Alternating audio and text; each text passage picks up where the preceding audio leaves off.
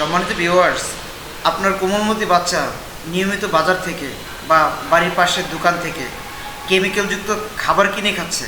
তার জন্য তার দাঁতের সাদা অংশ যে এনামেলটুকু আছে, এই এনামেলের ক্ষয় ধরে এবং এই এনামেল ক্ষয় গেলে তার দাঁতের প্রচণ্ড ব্যথা অনুভব করতে পারে, অথবা ডেন্টিন অথবা রুট পর্যন্ত যদি স্ক্যারেজ হয়, ক্ষয় হয়, তাহলে দাঁত ভেঙে যেতে পারে। আপনি আপনার বাচ্চাকে সুরক্ষিত রাখার জন্য তাকে প্রথমত বাহিরের কেমিক্যালযুক্ত খাবার থেকে নিষেধ করুন এবং নিয়মিত 2বার দাঁত ব্রাশ করতে বলুন। আর যদি কোনো কারণে ক্ষতিগ্রস্ত হয়েই থাকে, নিকটস্থ একজন ডেন্টিস্ট অথবা বিডিএস স্যার, মেডিকেল থেকে পাশ করে বিডিএস স্যারকে আপনি তার পরামর্শ নিন এবং তার চিকিৎসার শরণাপন্ন হন।